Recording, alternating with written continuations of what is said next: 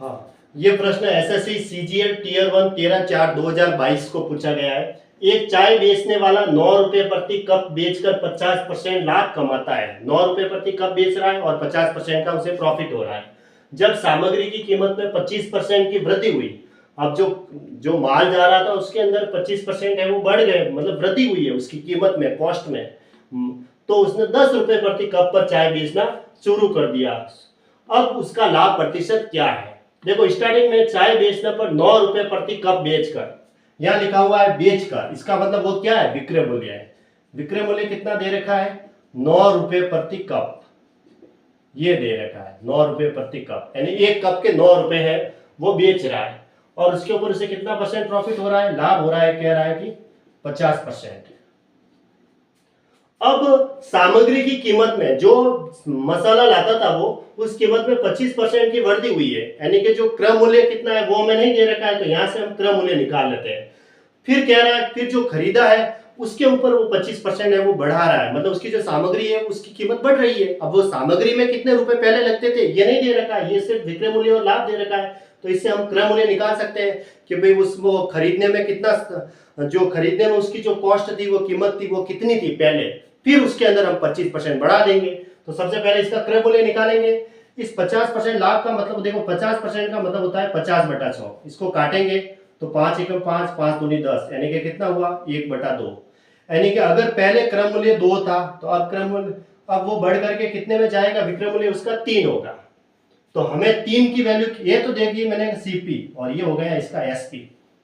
50% profit का मतलब क्या हुआ? 50/100 करेंगे तो 5 एकम 5, 5 दूनी 10, यानी 1/2।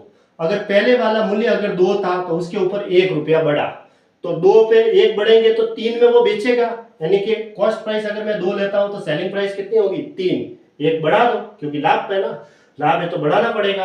तो 2 में खरीदते हैं तो 3 में बेचते हैं। यहां दे रखी है 3 की वैल्यू किसके बराबर दे रखी है? 3 की वैल्यू 9 के बराबर है, तो 1 की वैल्यू क्या होगी? 9/3।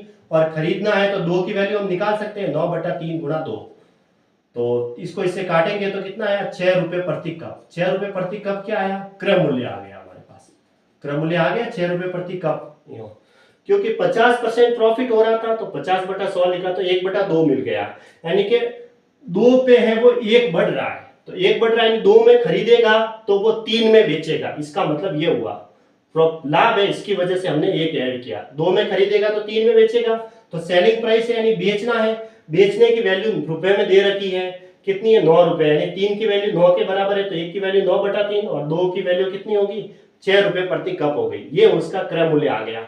अब सामग्री, जो सामग्री वो लाता था, यानी जो खरीदता था, जो भी मसाला जो चाय बनाने में खरीदता था, उसकी कीमत में 25% की वृद्धि हुई। अब 6 में 25% की वृद्धि होगी तो नई लागत मिल जाएगी।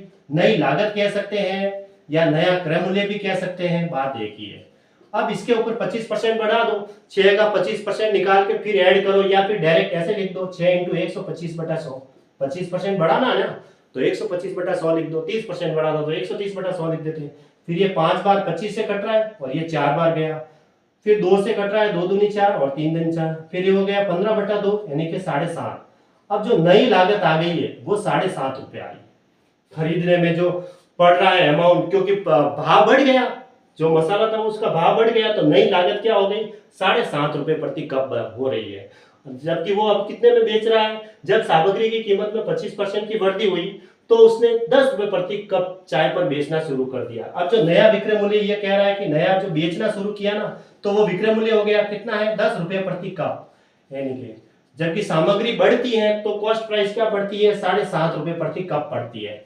जबकि अब वो बेच के कितने में रहा है? 10 रुपए प्रति कप में बेच रहा है, तो इसका मतलब वो लाभ कमा रहा है। 7.5 की जगह 10 में बेच रहा है तो लाभ कमा रहा है। तो प्रतिशत लाभ निकालना है, तो लाभ कितने का में कमा रहा है? 10 में से 7.5 माइनस कर दो तो 2.5 का, बटा क्रय मूल्य कितना है? 7.5 बढ़ रहा है नया, और गुणा में 100 आंसर, क्योंकि परसेंटेज लाभ चाहिए। फिर ये पॉइंट से पॉइंट हट जाएगा, क्योंकि एक अंक के बाद दशमलव है। 25 से काटेंगे, 25 या 75, यानी कि 100/3। अब इसका इसमें भाग देंगे तो 33 सही, 1/3% क्या हो गया? उसका प्रॉफिट हो गया, यानी कि ऑप्शन सी सही है।